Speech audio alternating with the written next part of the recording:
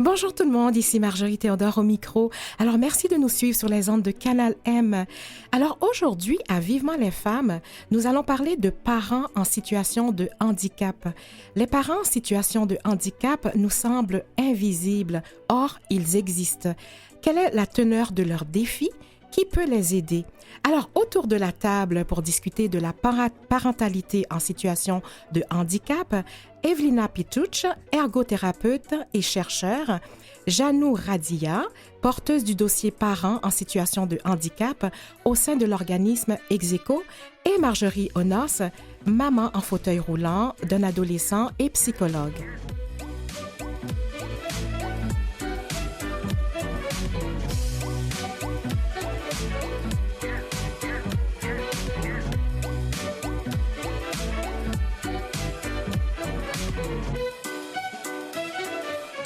Bonjour Marjorie Onos. Bonjour. Alors, c'est la deuxième fois que je te reçois dans l'émission. On avait déjà fait l'émission Mes seins et mon utérus compte pour justement les services en milieu hospitalier. Alors, merci d'être avec nous une deuxième fois. Marjorie Onos, qui est psychologue et chercheur spécialisée en parentalité chez des parents en situation de handicap et également maman en fauteuil roulant. Bonjour, Evelina Pituch. Bonjour, Marjorie. Merci d'avoir accepté notre invitation. Donc, Evelina qui est avec nous pour la première fois, chercheur en post-doctoral et ergothérapeute. Exactement. Merci beaucoup de l'invitation. Ça fait plaisir. Alors, bonjour, Janou Radia. Bonjour. Donc, Janou aussi la première fois avec nous. Donc, agente de défense collective des droits, porteuse du dossier parents en situation de handicap au sein de l'organisme Execo. Oui. Alors, mesdames, bienvenue à Vivement les femmes. Merci. Donc, ma première question sera tout de suite pour Evelina. Alors, tu es ergothérapeute et chercheuse postdoctorale. Alors, dis-nous quel est ton champ d'expertise. Oui, bien, merci beaucoup, Marjorie.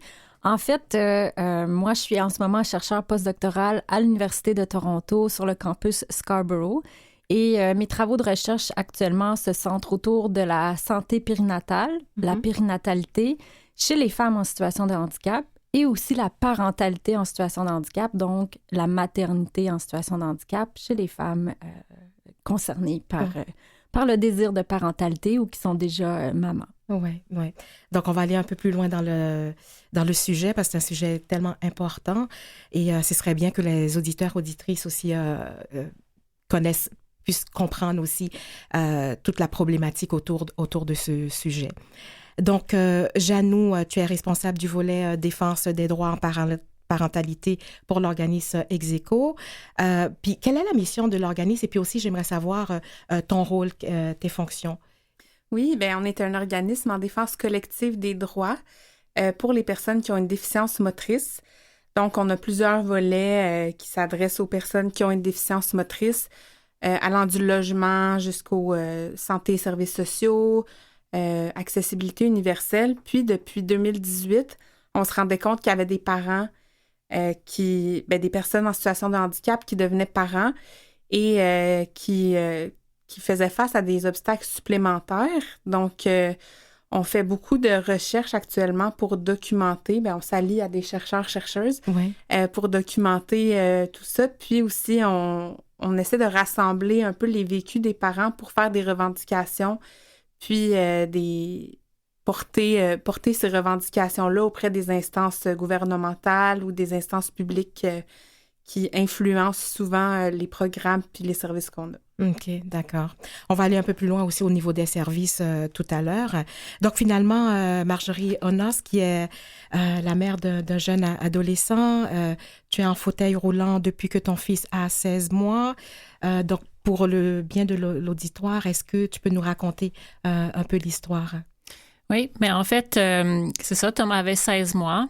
Je retournais de chez mes parents dans les Laurentides pour aller à Montréal et j'ai eu un accident de voiture. Et l'accident de voiture a fait que j'ai eu une blessure médulaire. Donc, en quelques secondes, je me suis retrouvée paralysée en bas des aisselles jusqu'aux orteils.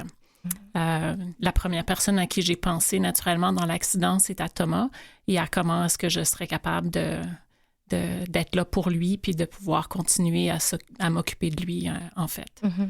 Donc ça a changé un peu notre vie, mais on s'est vite ajusté parce que l'amour entre nous est très fort et que c'était très important. Mm-hmm.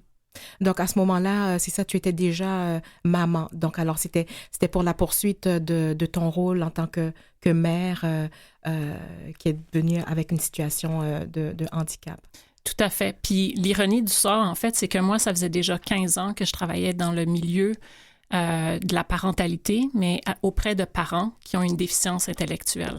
Okay. Donc, tout le sentiment ou la façon de faire, la réadaptation, le besoin de soutien ou de la créativité qu'on a besoin en tant que parent en situation de handicap, j'étais un petit peu comme à l'affût de ça ou au courant de ça par ma profession et les recherches que j'avais déjà effectuées. Ouais, parce que c'est quand même c'est stigmatisé, hein?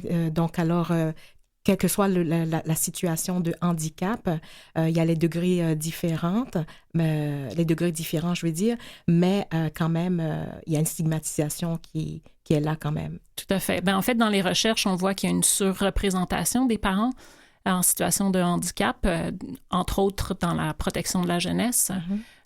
Et souvent, c'est parce qu'on n'a pas cette conceptualisation de comment est-ce qu'on peut être un parent quand on n'a pas toutes les habiletés motrices, par exemple, ou on n'a pas toutes les habiletés intellectuelles. OK. Puis, j'aimerais ça vous poser la question comme, quelles sont les principales barrières qui se dressent devant le parent, disons, en fauteuil roulant? Parce que, dépendant du handicap, les barrières sont différentes, mais en fauteuil roulant, c'est quoi les barrières des difficultés? Oui. En fait, les espaces communs qui sont pour la famille sont généralement pas adaptés. Moi, combien de fois je me suis retrouvée à devoir aller à l'aréna pour voir mon fils jouer au hockey, puis la place handicapée était pas assez large ou elle était pas déneigée parce qu'on pensait pas qu'une personne en situation de handicap pouvait venir regarder un enfant. Ouais. La piscine, on n'a pas les espaces pour se changer dans la piscine, les cabines assez larges pour que je rentre moi avec mon fauteuil, mais aussi avec un enfant de 2 ans qui peut bouger. J'ai pas de table où je peux le mettre, où je peux le longer. Alors, c'est pas des espaces qui sont vus ou conçus pour un parent qui a une situation de handicap. Ouais. Puis, Janou, est-ce que ce sont des requêtes que tu as au sein de l'organisme Execo? Oui, tout à fait, mais il faut dire aussi que c'est la majorité des espaces qui sont pas accessibles. Donc, les CPE aussi, on pense au milieu de garde, on pense au parc, on pense au transport adapté aussi, aux écoles. Donc oui, c'est vraiment justement des revendications que les parents chez Execo ont. Puis comment que ça fonctionne lorsque il y a une revendication qui est faite? Est-ce qu'il y a un processus pour arriver au moins à le rendre public ou... Bien, c'est sûr que la défense collective des droits, c'est vraiment justement un processus à long terme. C'est ça, oui. Donc, dépendant de nos demandes aussi, on a des stratégies différentes. Fait que ça dépend qui on cible, ça dépend est-ce qu'on veut faire plus des apparitions dans les médias sociaux, est-ce qu'on veut faire des rencontres directement avec les instances publiques, gouvernementales, les CIUS. Fait que c'est plusieurs stratégies qu'on utilise. On fait aussi des mobilisations de type plus manifestation ou action. Fait que c'est vraiment varié dépendant de nos cibles. OK.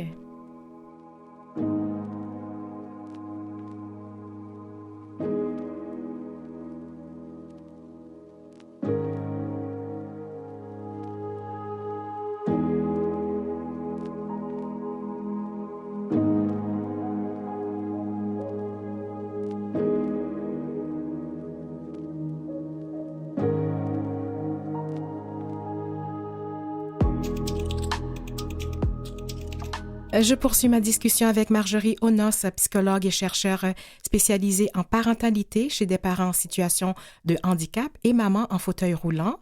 avec Evelyne Pitouch, chercheure postdoctorale et ergothérapeute, Janou Radia, agente de défense collective des droits, porteuse du dossier parents en situation de handicap au sein de l'organisme Execo. Donc, maintenant, Marjorie, j'aimerais te poser la question, quelle est l'étape du développement de l'enfant qui représente une plus grande difficulté lorsqu'on est en fauteuil roulant?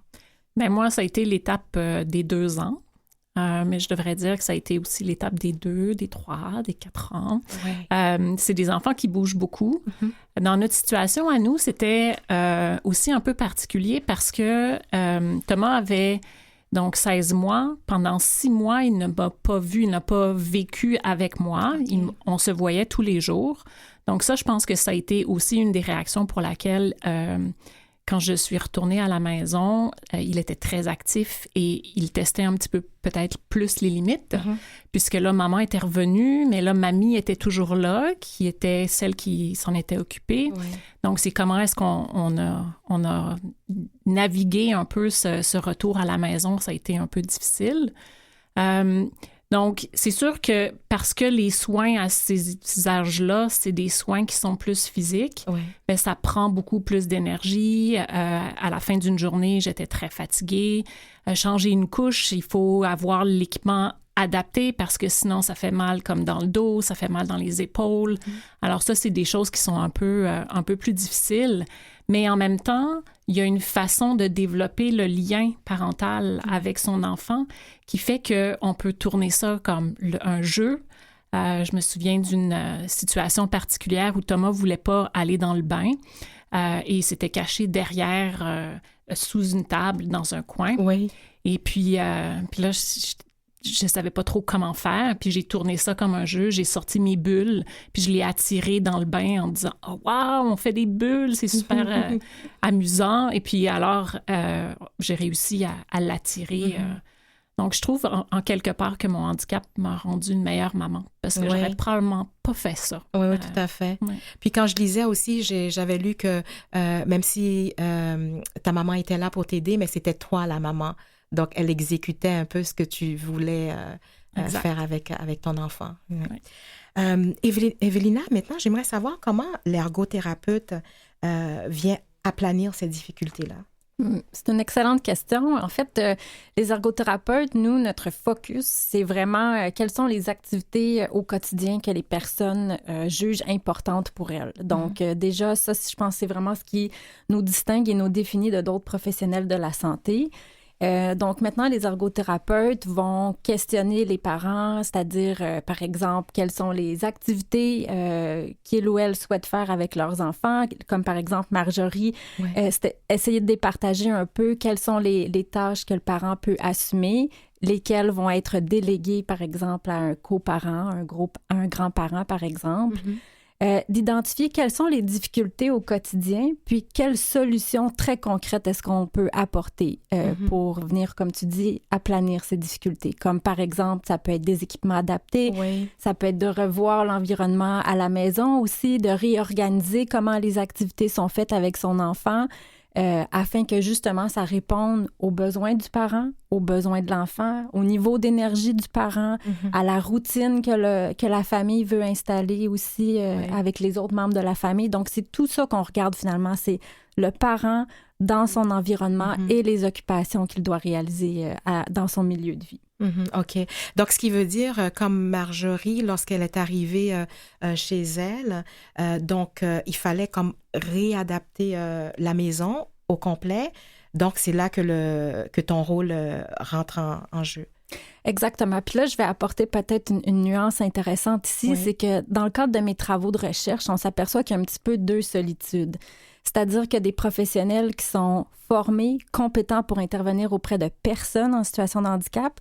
Et de l'autre côté, on a des professionnels formés, compétents pour intervenir en périnatalité, en parentalité. Mais c'est encore très rare que ces deux solitudes-là vont travailler ensemble, si vous voyez ce que je veux dire. Donc, c'est-à-dire d'avoir des professionnels formés, compétents pour intervenir auprès de parents en situation de handicap, Il y a quelques beaux exemples de services qui existent au Québec, mais à mon avis, c'est encore en émergence, c'est encore rare qu'on a vraiment accès à ces services-là adaptés, pensés pour les parents en situation de handicap. OK. Puis, Marjorie, toi, l'aide que tu as eue tout de suite, ça a été quoi comme aide pour justement t'adapter dans ta nouvelle vie? Oui, ben en fait, les ergothérapeutes, je pense que j'en ai eu 6 dans mon parcours de réadaptation. Chacun avec une genre d'objectif particulier. Donc, c'est sûr qu'il y en avait un ou une qui s'occupait de l'adaptation du domicile, qui est quand même important puisque j'ai besoin de vaquer à mes occupations. Mais il y avait des services de la clinique Parents Plus, donc une ergothérapeute de cette clinique-là, qui est une clinique spécialisée pour offrir des soutiens aux parents en situation de handicap. Alors, elles ont regardé le matériel adapté que j'avais besoin. Donc, une table allongée qu'on pouvait accrocher au mur pour que je puisse comme changer Thomas. Ça a été un des outils qu'on a comme découvert, ou encore une poussette adaptée qu'on a pu accrocher à ma chaise pour que je puisse comme aller me promener avec Thomas puis l'avoir dans la poussette. Donc, entre autres, cette équipe-là de la clinique Parents Plus était très utile. Oui, tu es présente. Puis ce que je voulais savoir aussi, parce que toi, c'est un accident de la route, donc ça implique la SAC. Est-ce que il y a une aide qui vient aussi de la SAC pour dire, bon, ben c'est suite à l'accident et tout, est-ce que ça a dû être facile? Alors, la SAC, on pourrait dédier une émission au complet, je pense. D'un côté, je suis chanceuse que je suis sous la SAC parce qu'on a quand même beaucoup de bénéfices, mais il reste que même à l'intérieur de leur politique, on ne parle pas de parentalité. Et oui, ils ont payé pour les services à la clinique Parents Plus, par exemple, ou ils ont payé pour les équipements adaptés, mais c'est tout. Ils n'ont pas nécessairement offert de l'aide, même à Thomas, qui réagissait au niveau du comportement. Donc ça a été des batailles à avoir. Puis quand j'ai voulu avoir du soutien au niveau de la parentalité, mais plus Thomas grandissait, c'est-à-dire que la clinique Parents Plus allait jusqu'à un enfant qui a 2 ans. Mais Thomas, il y a eu 3 ans, 4 ans, 5 ans, où ça a été aussi avec des défis particuliers. Et là, je me retrouvais sans soutien, sans aide, à moi, à un petit peu comme internaliser et devenir ergothérapeute pour moi-même, pour mon fils, pour pouvoir trouver ces solutions. Oui. Puis, Janou, est-ce que, dans un cas comme ça, est-ce qu'un organisme comme Execo peut accompagner la personne dans ses revendications au niveau de la SAC? Bien, c'est sûr que nous, on fait de la défense collective des droits. Donc, c'est sûr quand il y a quelqu'un qui veut faire des démarches individuelles, on ne va pas le revirer de bord, mais ce n'est pas nécessairement notre mission. D'accord. Et aussi, bien qu'on travaille avec toutes sortes de parents qui ont toutes sortes de déficiences motrices, il y a des organismes qui sont beaucoup plus spécialisés pour les personnes qui ont des lésions médulaires. Donc, souvent, les accidents de la SAQ, c'est plus ça. Nous, on a beaucoup de parents qui ont des déficiences motrices depuis l'enfance ou des maladies dégénératives. Donc, c'est ça. Il y a quand même une différence, mais on peut... c'est sûr qu'on refuse personne, là. Je comprends. Plus on est et plus les revendications... Ou aussi la référer à ce moment-là. Oui, tout à fait. D'accord, merci.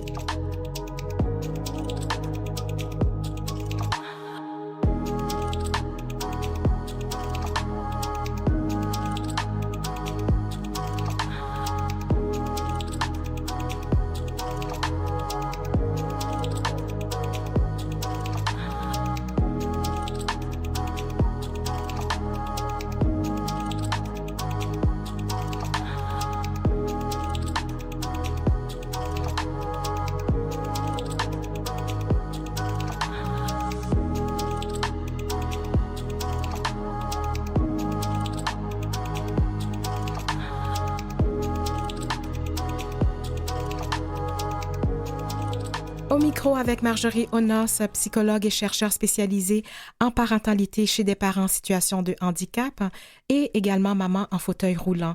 Evelina Pituch, chercheur postdoctoral et ergothérapeute, avec Janou Radia, agente de défense collective des droits, porteuse du dossier parents en situation de handicap au sein de l'organisme. Donc, avec ce que j'ai entendu depuis qu'on a commencé l'émission, donc finalement, le parent en fauteuil roulant, Marjorie, est en perpétuel combat. Perpétuel combat et toujours à essayer de penser comment est-ce que je vais faire telle tâche, telle action. Oui. C'est ça. Tout au long aussi de l'évolution de l'enfant. Oui, exactement, parce que il change, hein? Oui. Alors, et il change rapidement quand c'est à petite enfance. Alors, il faut vite se retourner de bord. Comme les bulles, pour l'attirer dans le bain, ça a peut-être duré quelques fois. Oui. Puis après, il fallait qu'on change de technique et de procédure. Donc, donc c'est ça. La même chose pour... ma mère faisait les actions dans le bain, c'est-à-dire que c'est souvent moi qui disais, bon, là, maman, Thomas est allé dans le parc, il y a du sable dans les cheveux, il faudrait lui laver les cheveux. Oui. Donc, Thomas savait que c'était moi qui étais en charge, même si c'était mamie qui faisait les actions. Bon, mais une fois que Thomas a été assez grand pour se tenir à mes barres d'appui dans la baignoire, Oui. mais là, on n'avait plus besoin de mamie parce que la raison qu'on avait besoin de mamie, c'est qu'avec du savon, moi qui ai besoin de me tenir pour mon équilibre, c'était difficile et non sécuritaire. Oui. Mais une fois que ça a été sécuritaire, ben là, on change de technique et soudainement, ben peut-être qu'on a besoin de moins d'aide dans un secteur et plus d'aide dans un autre. Thomas avait 16 mois quand c'est arrivé. À quel moment, sûrement dès le début, mais il était quand même jeune, qu'il a pris vraiment... conscient du fait que tu étais en fauteuil roulant, que c'était plus la même maman qu'il avait. En fait, lui, il se souvient même plus de la maman qui marchait. OK. Souvent, il faut que je lui montre des photos. Puis quand il était plus jeune, je lui montrais des photos de moi qui lui apprenait à marcher. OK. Puis il disait, mais maman, t'étais debout. Mais oui. Moi aussi, je marchais et c'est comme ça que j'ai pu comme te montrer. On a une photo de notre famille quand je suis enceinte. Alors là aussi, il me voyait, mais là, t'es plus grande que papy. Alors, ben oui, parce que si j'étais debout, je serais plus grande. Oui. Souvent, Thomas, il me disait, je suis plus grande que toi parce que, bon, lui était debout. Et puis, donc, on s'ajuste avec l'âge et puis... c'est ça. Lui, il connaît sa maman en chaise roulante et on fait les activités. Ouais. Donc, il a évolué comme ça avec maman. Si je peux me permettre, les enfants, que ça soit suite à un accident ou que ça soit une déficience physique de naissance des parents, ils s'adaptent super bien puis ils ont vraiment une capacité de comprendre, même si, disons que dans un scénario où il y a deux parents, donc un qui est mobile et un qui a une déficience motrice, ben il peut vraiment s'adapter super bien à l'un ou l'autre, puis ils comprennent dès le plus jeune âge. Le plus jeune âge. Finalement, ce sont les adultes qui ont plutôt un regard différent là, sur toute la problématique, parce que mais le jeune, il évolue avec le parent. Ouais. Evelina, est-ce que dans tes recherches, c'est ce que tu constates aussi? Oui, bien, effectivement, comme... dans mes travaux, par exemple, au doctorat, j'étais très intéressée de voir comment ça se passait à la maison, à domicile, chez les parents qui avaient une déficience physique. Puis j'ai vu des beaux exemples, comme Janou vient de mentionner, justement. Par exemple, c'était le temps de changer la couche et puis bébé va lui-même chercher un bébé ambulant. Donc, il va lui-même chercher son petit matelas allongé, sa couche pour venir faciliter la tâche à son parent. Donc oui, effectivement, les enfants s'adaptent, mais il faut donner les outils aux parents puis aux enfants de s'adapter aussi. Donc, c'est sûr que si on reste dans ce contexte-là qui peut être traumatique, comme par exemple après un accident, ben on va peut-être pas offrir tous les outils que les familles ont besoin. Donc, il faut vraiment prévoir tout un réseau de soutien, d'accompagnement qui vont permettre à chaque famille de vraiment grandir ensemble, de s'adapter, puis d'être créatif aussi. Ah ouais, incroyable. Marjorie, tu as dit, à un moment donné, j'ai lu ça dans la recherche, que tu avais réalisé ton privilège, c'est-à-dire d'être blanche, un niveau d'éducation supérieure et un bon statut économique. Et comme tu travailles aussi avec des clients qui sont beaucoup plus en survie, si je peux dire, le défi est grand. Puis j'aimerais ça t'entendre là-dessus parce que ça m'a interpellée. Oui. Mais en fait, dès que j'ai eu mon accident, j'étais à l'hôpital encore et là, je me disais, la DPJ, c'est sûr, elle va venir. Elle va cogner à ma porte de l'hôpital Oui. et il va falloir que je justifie ou que je leur dise que mon fils est en sécurité et voici comment. Alors, la nuit, je me réveillais puis là, je pensais à toutes les choses qui pouvaient comme poser problématique ou inquiétude et je me faisais des plans d'intervention. Mm-hmm. Et ce que j'ai réalisé, c'est que, en fait, j'attendais qu'ils cognent, mais ils sont jamais venus. Alors que moi, dans ma pratique en tant que psychologue, la DPJ, c'était quotidiennement, je faisais affaire avec eux, puisque je devais comme accompagner des parents en situation de handicap, qui ont un handicap intellectuel. Et là, j'ai réalisé, mais pourquoi? Pourquoi est-ce que moi, c'était différent? Et c'est là où j'ai vu que, je suis blanche, j'avais un doctorat, je travaillais dans le milieu, donc je connaissais les services de santé. Et là, je pouvais naviguer de façon différente. J'avais un bon réseau de soutien et surtout, j'avais ma capacité à utiliser la recherche, mais aussi toutes mes connaissances pratiques et cliniques pour discuter. Alors, il n'y a jamais personne qui est allé plus loin que ça. Ouais. Ils sont juste passés là-dessus. Alors que les clientes que je connais, avec qui je travaillais, se retrouvaient souvent dans des milieux pauvres, donc avec moins de ressources et donc de plus grandes difficultés, donc et plus de jugements aussi. Puis l'intervention de la DPJ, Janou, est-ce que c'est quelque chose que aussi, ce sont des dossiers que vous travaillez? Oui. C'est quelque chose qui est très présent, autant en tant que crainte que dans les faits. Il y a même plusieurs personnes qui s'empêchent d'élargir leur famille ou tout simplement d'avoir un enfant en sachant que c'est pas rare que la DPJ intervient dès la naissance du bébé ou même avant ou peu de temps après. Puis justement, on s'est rendu compte, on a créé une table de concertation chez Execo. On s'est rendu compte que c'est un enjeu qui touche non seulement la déficience motrice, mais aussi tous les types de déficiences ou limitations. Okay. Oui. Merci.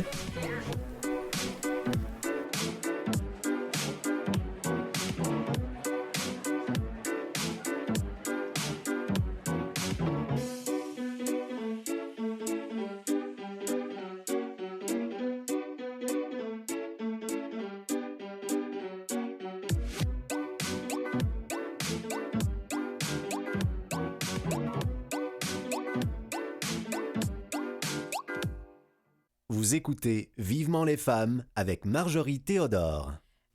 Evelina, tout à l'heure, on avait parlé de discrimination et puis dans les recherches que tu as faites, il y a ça aussi. Donc, pourrais-tu nous en parler? Oui, bien sûr. Donc, encore une étude qu'on a réalisée lorsque j'étais candidate au doctorat à l'Université de Montréal en sciences de la réadaptation. C'est une étude à laquelle j'ai eu le plaisir de travailler avec Marjorie. Puis aussi, on avait la participation de Execo, de la Clinique Parents Plus, des co-chercheurs de l'Université de Montréal et de l'Université de Sherbrooke. Je salue d'ailleurs ma directrice de thèse, professeure Carolina Bottary, qui a dirigé cette étude.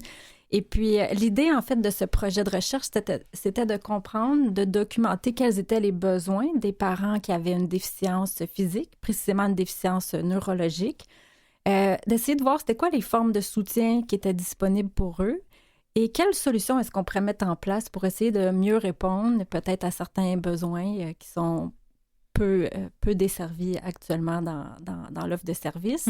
On a réalisé des groupes de discussion. Donc, au final, c'est 35 participants qu'on a interrogés, donc différents groupes de participants, à la fois des parents en situation de handicap, leurs proches. On a interrogé d'autres organisations communautaires, d'autres chercheurs qui s'intéressent à la parentalité en situation de handicap et aussi des cliniciens en réadaptation pour faire de la lumière sur cette grande question qui nous intéresse beaucoup. Au final de cette recherche, on a comme ressorti 5 grands constats. Oui. Le premier, c'est, puis on en a discuté un peu plus tôt dans le début de l'émission, le besoin d'avoir une reconnaissance sociale du rôle de parent en situation de handicap. Et ici, peut-être pour expliquer pour l'auditoire, c'est, je pense, encore dans l'imaginaire collectif, il est beaucoup plus facile de s'imaginer une personne en situation de handicap recevoir des soins que d'en donner. Comme par exemple, lorsqu'on est parent, on donne des soins à une autre personne qui dépend de nous. Bien sûr, être parent, c'est beaucoup plus que de donner des soins, mais je pense que dans l'imaginaire collectif, c'est encore plus facile de concevoir qu'une personne en situation de handicap doit recevoir plutôt que de donner. Ouais. Premier constat qui ressort de ce projet. Le deuxième, c'est qu'au niveau des politiques publiques, quand on commence à faire l'examen de particulièrement les politiques publiques au Québec, puis on sait que c'est un milieu là, favorable pour ce qui est des politiques publiques familiales, mais quand on creuse un peu plus, il n'y a pas grand-chose qui est spécifique aux parents en situation de handicap, et là, c'est là où le bas blesse finalement. Il n'y a pas d'allocation financière, par exemple, qui est spécifique aux parents en situation de handicap. Donc, bref, toute cette représentation un peu plus publique, légale, ben, on ne la retrouve pas dans les politiques publiques. Une portée plus grande là, au niveau des services publics. Donc, oui, il y a des choses qui existent qu'on a nommées tout à l'heure, comme par exemple la clinique Parents Plus. Les services actuellement sont organisés pour couvrir une certaine période. Mais comme Marjorie l'a souligné, il y a d'autres besoins. Plus l'enfant grandit, Oui. Le parent lui-même va peut-être avoir d'autres besoins au cours de sa vie comme parent aussi. Donc, finalement, c'est d'assurer une continuité dans l'offre de services. Et en ce moment, ce qu'on s'aperçoit, c'est qu'il y a beaucoup de bris de services. Donc, les parents, on l'a dit tout à l'heure, c'est le parcours du combattant pour essayer d'avoir finalement du soutien tout au long de sa vie comme parent, autant pour soi-même que pour son enfant. Puis finalement, c'est de prendre en compte une perspective très globale, donc c'est-à-dire une perspective familiale, de considérer autant les besoins du parent, de son enfant, de l'ensemble de la famille finalement, parce que alors que l'offre de service, elle est en ce moment plutôt morcelée, donc soit organisée vers l'adulte, soit organisée vers l'enfant, vers la pédiatrie, mais rarement est-ce que finalement ça va communiquer très bien ensemble. Puis comme Janou et Marjorie l'ont mentionné aussi, tous les enjeux entourant l'accessibilité universelle. Oui. Mais ça, c'est préoccupant, mais c'est aussi des obstacles qui sont très importants là, dans le quotidien des familles avec un parent en situation de handicap. Oui, oui. Puis, c'est que moi, je me suis posé la question en préparant l'émission aussi, c'est que est-ce que j'avais déjà vu un parent en situation de handicap avec son bébé dans les bras, etc. J'arrivais pas à avoir une image. Donc, c'est comme si ces parents-là sont invisibles. Pourtant, ce sont des parents, ils ont des enfants, des jeunes enfants. Qu'est-ce qui se passe à ce moment-là? Est-ce que c'est parce que est-ce que c'est au niveau sécuritaire? Pourquoi on les voit pas plus avec leurs enfants? C'est une très bonne observation, Marjorie, que je partage. Puis peut-être c'est mon côté optimiste, mais j'ai l'impression que les choses tendent à changer tranquillement. Okay. Par exemple, cette année encore, pour la Semaine québécoise des familles, parmi le matériel promotionnel, on pouvait y deviner une maman en fauteuil roulant qui tenait un bébé. Puis ça, pour moi, c'était une des premières images là, dans une campagne publicitaire à plus grand déploiement, finalement, à destination des familles où on voyait un tel dessin. Donc, mais c'est vrai encore que trop souvent, quand on va voir des parents représentés, par exemple, à la télévision, des parents en situation de handicap, ça va être dans une perspective peut-être où ils ont des défis, où c'est difficile, où ils ont beaucoup d'obstacles, versus on va moins peut-être voir le côté plus positif ou créatif, où il y a des solutions qui sont mises en place, par exemple, où la famille se porte bien, même s'il y a un parent en situation de handicap au sein de la famille. Pourquoi cette invisibilisation? C'est difficile à dire. Les choses changent tranquillement, mais pourtant, les chiffres sont là. C'est quand on regarde, par exemple, en Ontario, les études démontrent que c'est une femme sur 8 qui est en situation de handicap. Une femme sur 8, c'est 13% des grossesses en Ontario. Donc, c'est pas une population rarissime comme on peut souvent penser. Les professionnels sont fort susceptibles d'accompagner une personne en situation de handicap dans son parcours de grossesse, d'accouchement, de période postpartum. Donc, il faut vraiment que ces chiffres-là, finalement, transparaissent dans l'offre de services qui est offerte aux Oui, tout parents. à fait, oui. Puis Marjorie, toi, est-ce que, je veux dire, tu te promenais avec Thomas Oui. dans les parcs, centres d'achat, etc.? Je Ouais. faisais tout. Ah oui, hein? Ah oui, moi, je Ouais. voulais tout faire Oui. parce que j'avais tellement voulu être maman Mhm. que c'était vraiment important pour moi que je sois active et participative dans sa vie. Mhm. Alors, je suis allée dans les arénas, le regarder faire du soccer. C'est moi qui allais comme dans les magasins pour pouvoir comme lui acheter ses vêtements. Oui. Puis c'est sûr que dans chacun de ces milieux, eh bien, il y avait des obstacles, des Oui. barrières. Alors, au début, je faisais des plaintes où ma mère allait me frayer un chemin pour que je puisse passer. Et à chaque fois, c'était... je parlais en mon nom à moi, mais en sachant que si je le faisais pas, il y avait peut-être d'autres personnes qui auraient de la difficulté à le faire. Oui. Et pour moi, c'était mon droit et j'étais vraiment convaincue de ça. Et donc, il n'y avait pas d'autre solution que de foncer un peu dans le mur ou dans les portes là, pour qu'elles s'ouvrent. Donc ça, c'était vraiment, vraiment important. Puis je pense que c'est ça qui m'a amenée aussi à faire d'autres représentations. Il y a quelques années, en anglais, je me suis liée avec d'autres parents en situation de handicap. On a fait certains slams, donc au niveau créatif, Oui. pour parler de chacun nos histoires positives de parentalité, parce qu'on avait ce besoin-là d'être représenté, mais de façon positive Voilà, et oui. pas négative. Ouais. Oui, parce que c'est la meilleure façon aussi de devenir un modèle pour d'autres parents aussi. Oui. Ouais.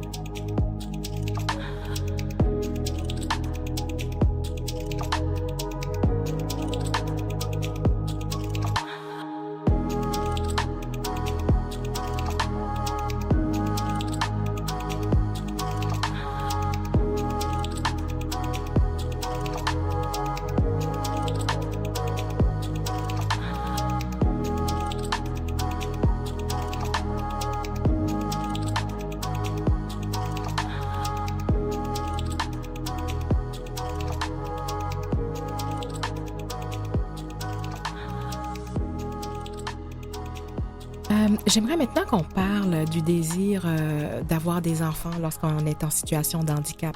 Marjorie, toi, tu avais déjà ton enfant, mais le désir, est-ce que ça doit être quelque chose qui est réfléchi et tout ça, mais j'aimerais ça vous entendre les trois sur ce désir-là. Comment qu'on peut poursuivre son rêve d'être parent?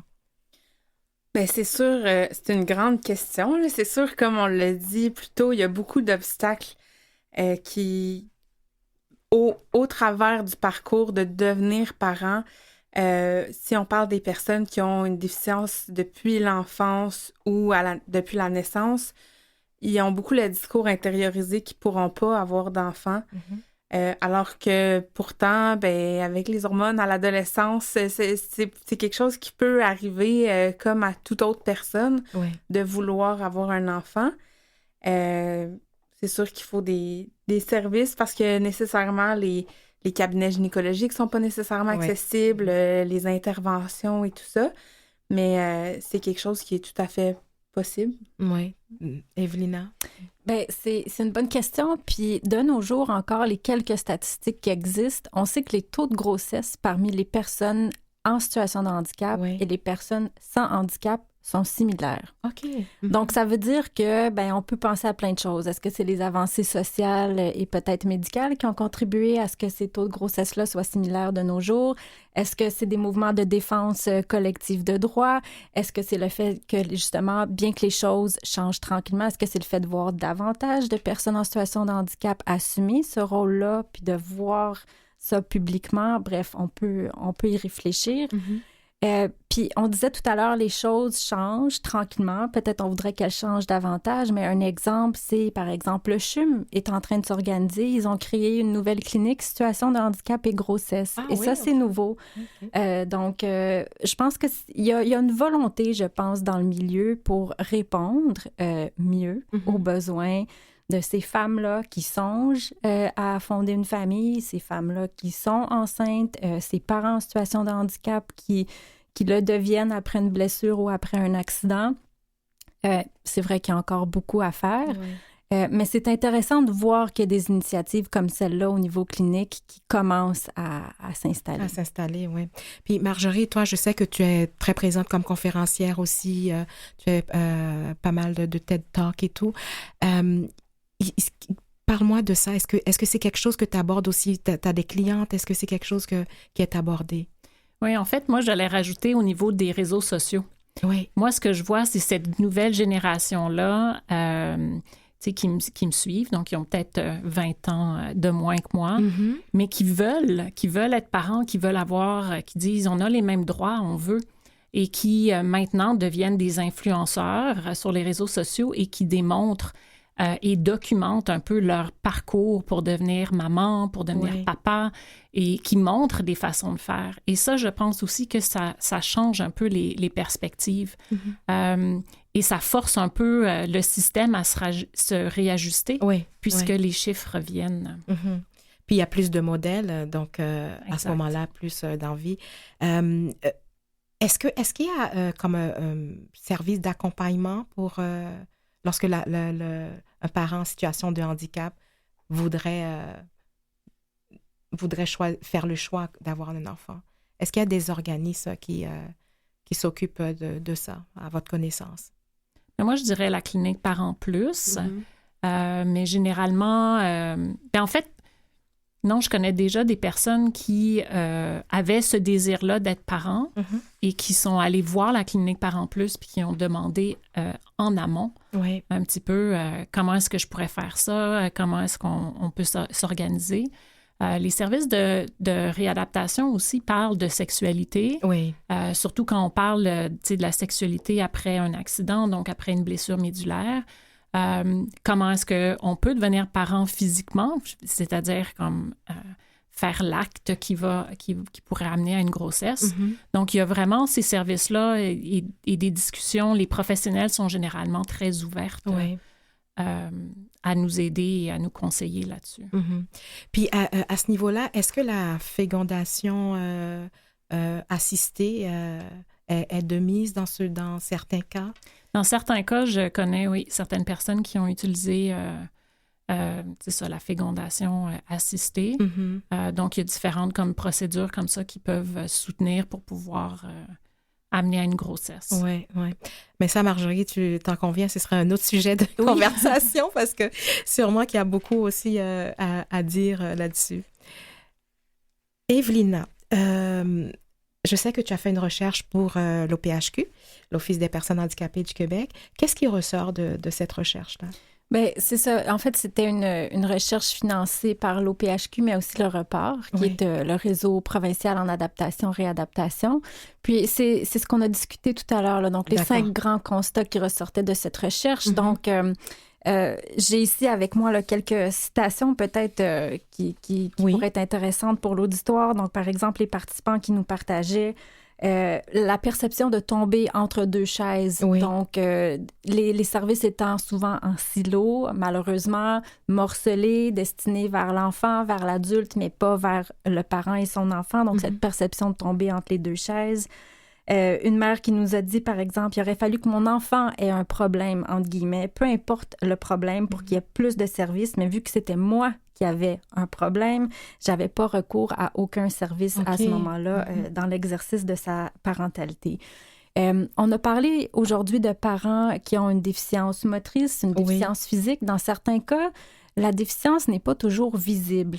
Parfois, ça peut être langagier, ça peut être visuel, ça peut être auditif, ça peut être cognitif aussi.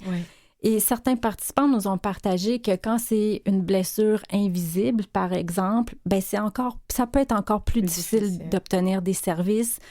C'est pas toujours clair à quels services ils sont éligibles. Parfois, ils se font refuser certains services parce qu'ils sont en couple avec quelqu'un d'autre. Donc, on assume que le coparent peut assumer, par exemple, ces tâches-là.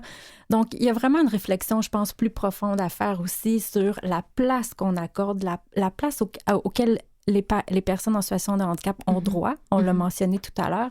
La place qu'on leur accorde pour exercer pleinement leur rôle de parent comme elles l'entendent, finalement. OK. Puis, Janou, dans la mission de Execo, d'amener collectivement vers la défense des droits et tout ça, quelle est la perspective? Si je peux dire, peut-être, qu'est-ce que vous avez amené de positif ou que vous êtes fiers d'avoir gagné? Bien, ça fait seulement depuis 2018 qu'on a ce dossier-là. Oui. Donc, comme je disais, c'est sûr que c'est des revendications à long terme, mais le fait de s'être allié avec plusieurs partenaires de recherche, de s'être fait connaître dans le milieu, d'avoir créé une table de concertation provinciale pour les parents en situation de handicap, puis vraiment d'être le seul organisme qui fait de la défense collective des droits pour ce dossier-là. Je pense que ça permet déjà une avancée puis une visibilité dans le milieu communautaire puis même dans le milieu institutionnel. On a des partenariats parfois où on entame la discussion avec des organismes publics. Puis c'est ça, de se faire connaître, je pense que ça contribue à donner lieu à de l'amélioration au niveau social. Oui.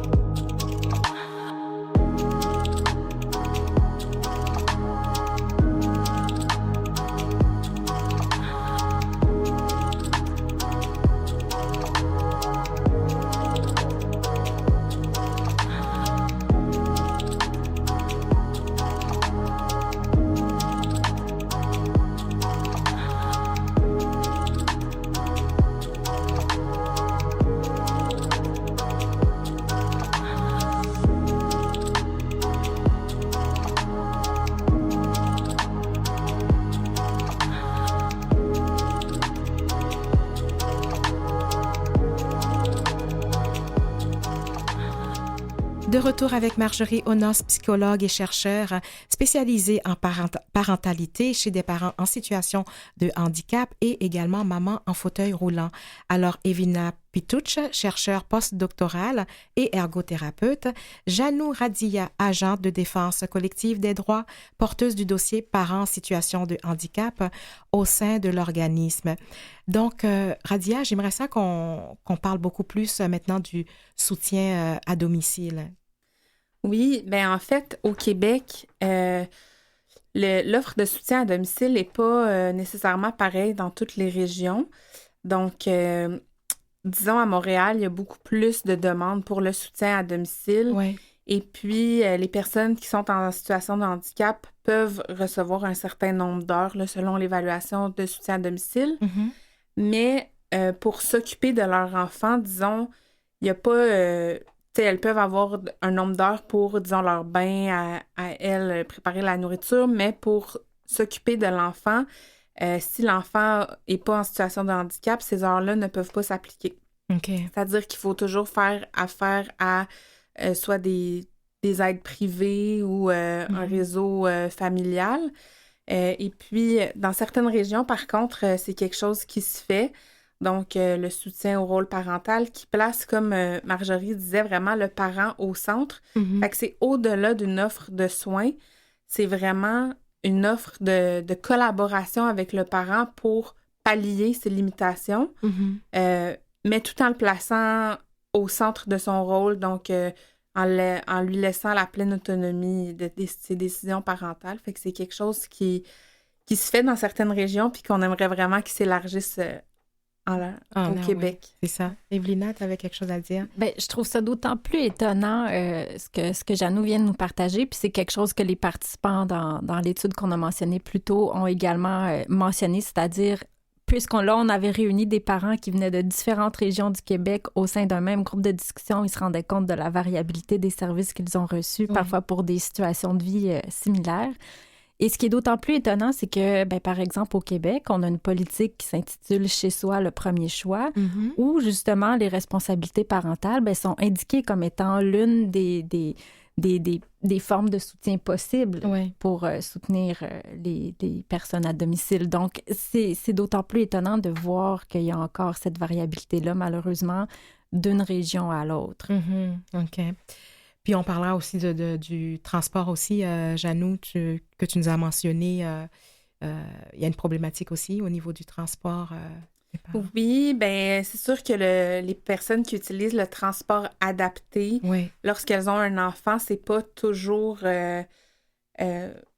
super adéquat ou optimal, je devrais dire, parce qu'il y a le temps d'attente, il y a le transport du matériel, du siège d'auto qui peut pas être fait par nécessairement un parent qui a une déficience motrice, qui peut pas être installé non plus dans le transport adapté par le chauffeur. Fait que souvent, les parents doivent avoir, encore une fois, recours à quelqu'un d'autre de leur entourage, un accompagnateur, puis ça limite encore l'autonomie quant à leur déplacement. Oui, oui.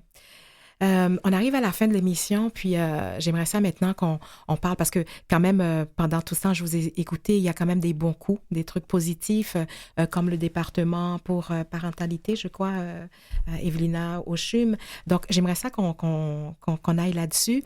Marjorie, que tu sois la première aussi, j'aimerais ça aussi te poser la question. Thomas, qu'est-ce qu'il retient de tout ça, de positif avec une maman en situation de handicap? En fait, Thomas, il a intégré le fait que je sois en chaise roulante dans ses jeux et tout ça. Et je dirais que même maintenant, son intérêt vers l'ingénierie, en quelque sorte, donc la recherche de solutions, je pense que c'est en lien en partie avec nous. On a toujours été en lien à la recherche de solutions. Alors, Thomas, il y a comme cette idée-là de trouver des solutions.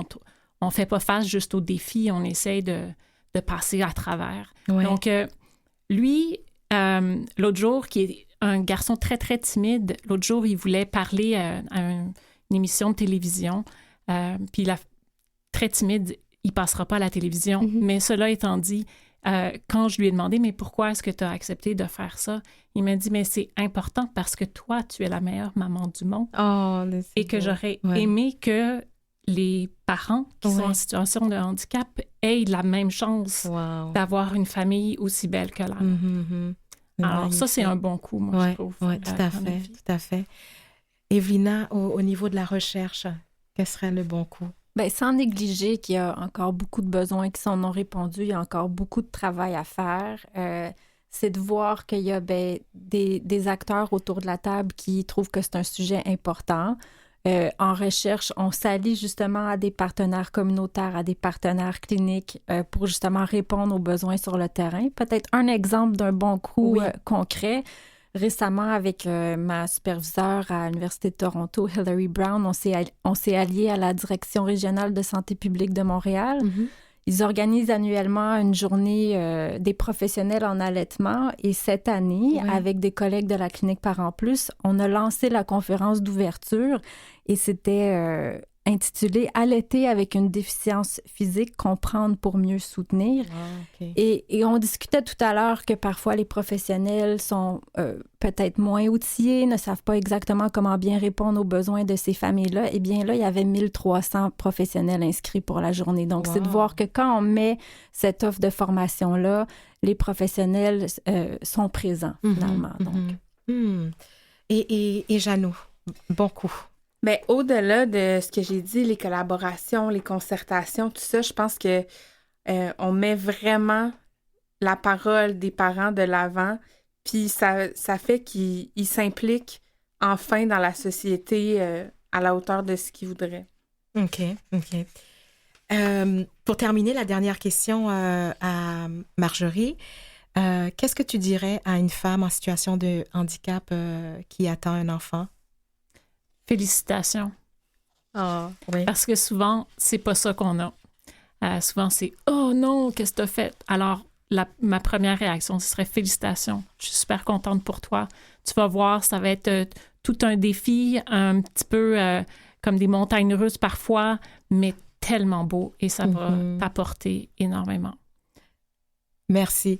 Alors, sous ces paroles d'espoir et de motivation, donc ça met fin à notre émission. Donc, déjà, je vous remercie parce que vous nous avez éclairé sur le sujet. Donc, je rappelle que mes invités sont Marjorie Onos, psychologue et chercheur spécialisée en parentalité chez des parents en situation de handicap et maman en fauteuil roulant, Evelina Pituch, chercheur postdoctoral et ergothérapeute, et Janou Radia, agente de défense collective des droits, porteuse du dossier parents en situation de handicap au sein de l'organisme Execo. Donc, alors, ceci met fin à notre émission. Mathieu Tessier à la mise en onde, Lynn Roy à la recherche, Jean-Sébastien Laliberté à la diffusion technique. Alors, ici Marjorie Théodore qui vous donne un autre beau rendez-vous la semaine prochaine. Merci, mesdames. Merci.